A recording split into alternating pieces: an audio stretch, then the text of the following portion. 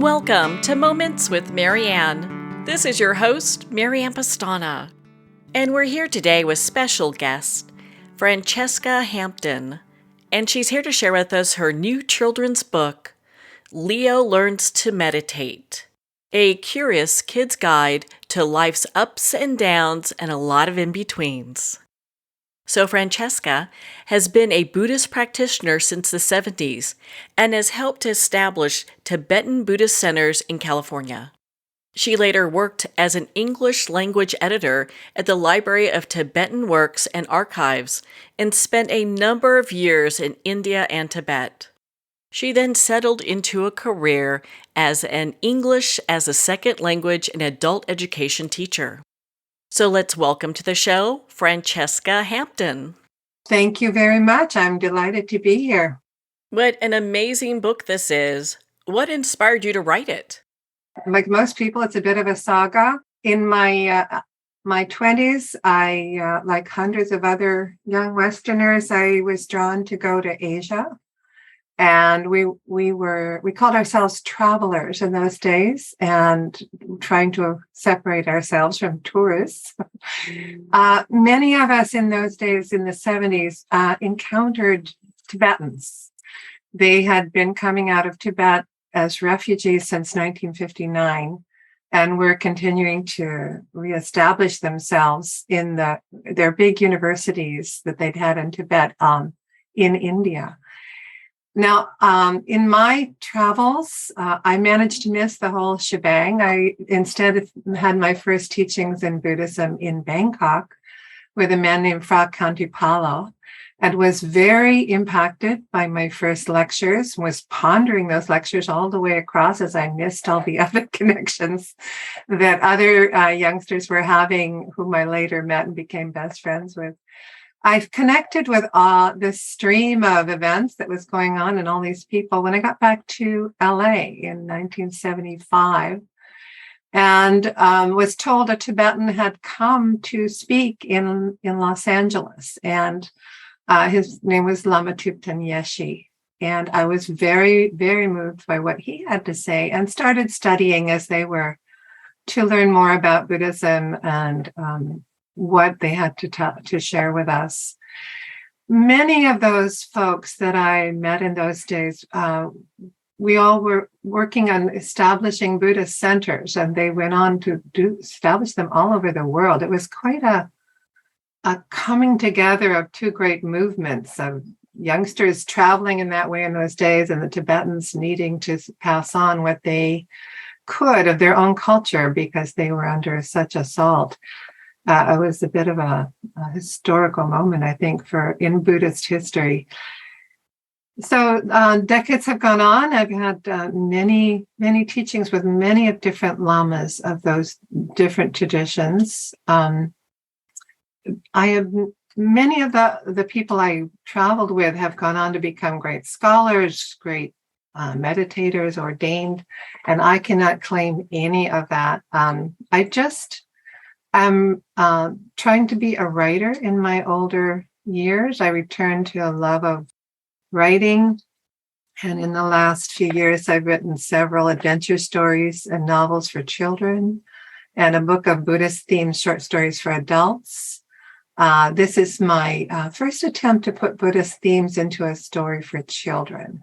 And my immediate motive in all of this has been watching the news, as we all have, and being increasingly dismayed by the incidences I can see of the stories of trauma being experienced by so many children all over the world. Children just seem exposed to so much more than they were when I was young. There are wars and famines and refugees and losing parents to drugs and despair, living in abusive homes. Now they have the menace of the pandemic hanging over them. Some have actually lost family members to it. And then, of course, the daily threat being shot in school. That was never there when I was a child. And I can hardly imagine what that would feel like for them.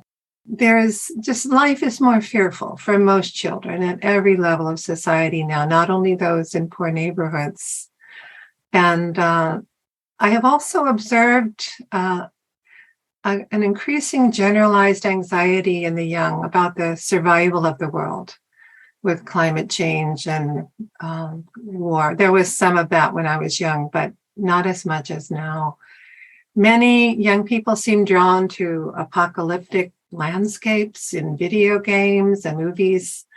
And I have wondered if this was their way of practicing and preparing for a breakdown in society that they feel is coming.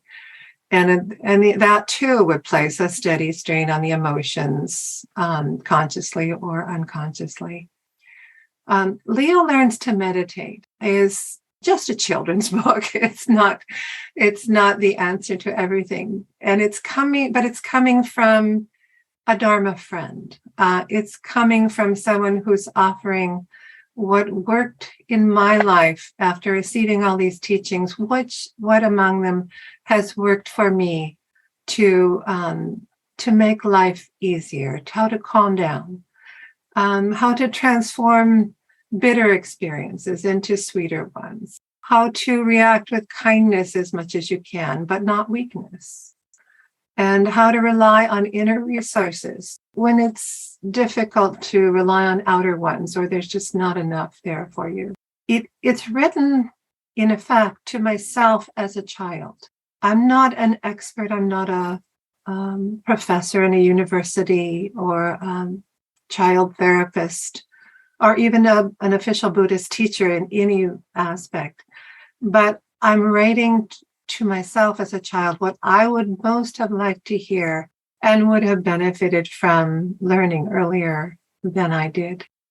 Well, what a great inspiration that is. I think a lot of people can really resonate with that as we are getting a little older and many of us are learning to meditate. There's so many health benefits with that.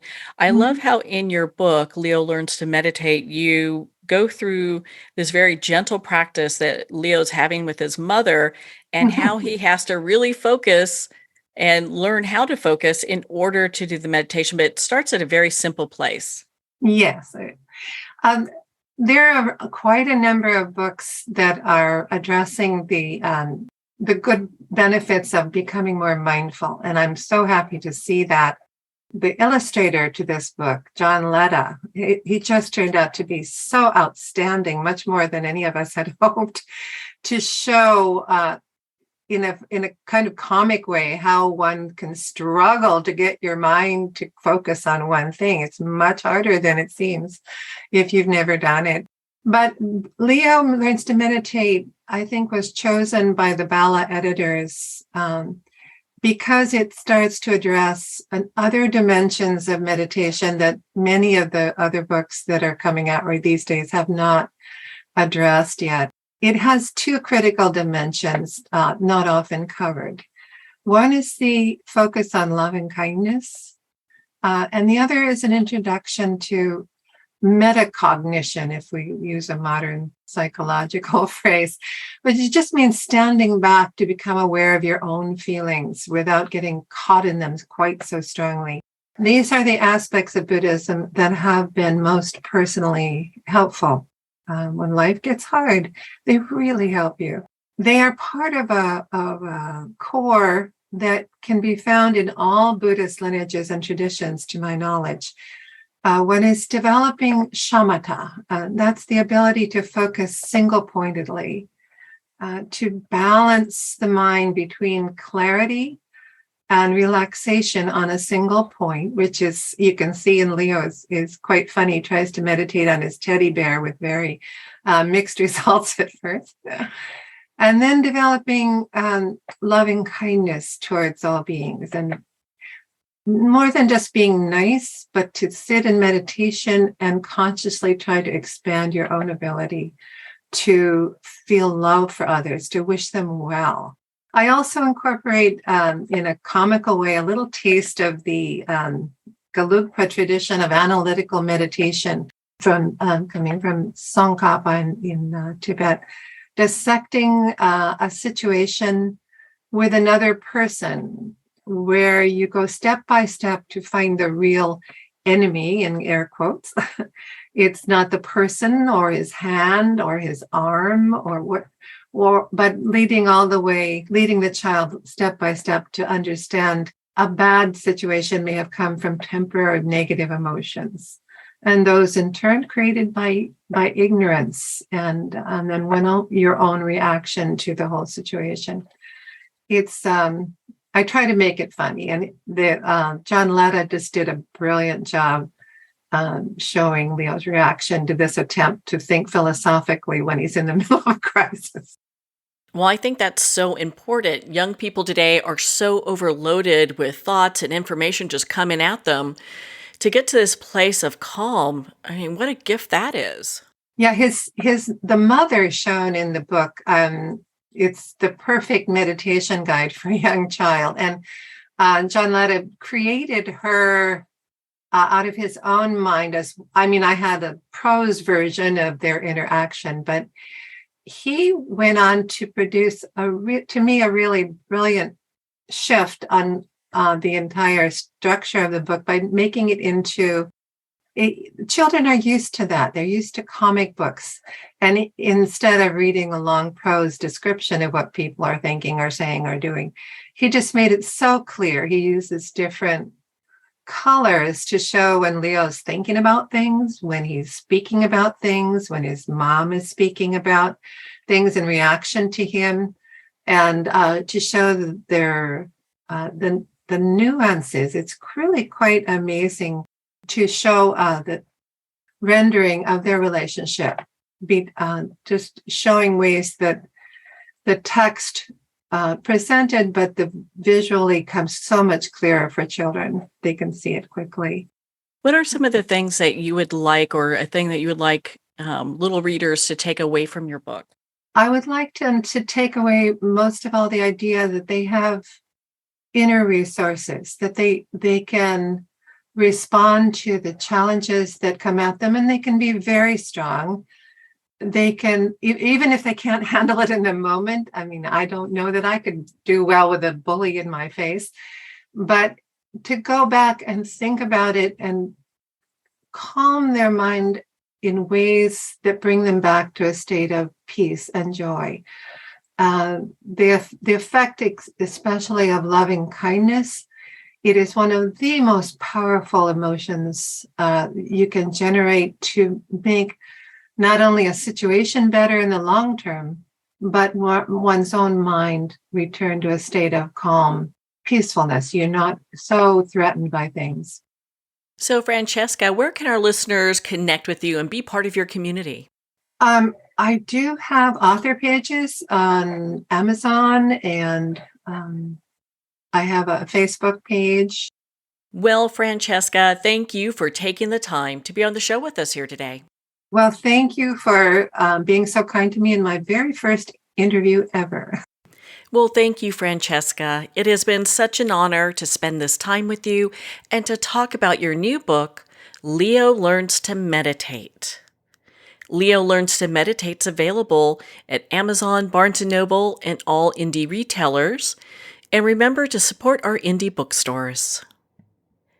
We're going to pause here for a quick moment, and we'll be right back after this message.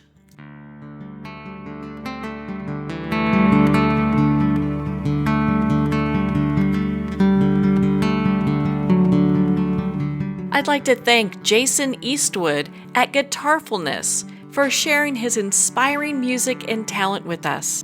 His music is known worldwide for cultivating atmospheres of harmony, inner peace, and clarity. Visit Jason's website at guitarfulness.com. Join his newsletter, be part of his community, and download his music.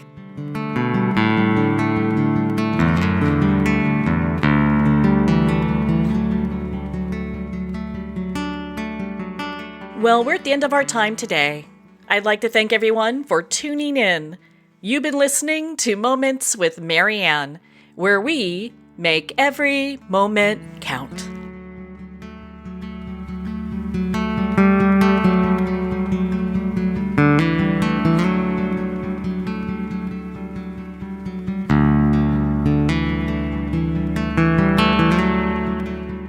In a single moment, your life can change. Moments with Marianne is a transformative hour that covers an endless array of topics with the best of the best. Her guests are leaders in their fields, ranging from inspirational authors, top industry leaders, and business and spiritual entrepreneurs. Each guest is gifted and a true visionary, a recognized leader in her own work, and while teaching others to develop, refocus, and grow, Marianne will bring the best guest and sometimes a special surprise. Don't miss this. You never know just which moment will change your life forever.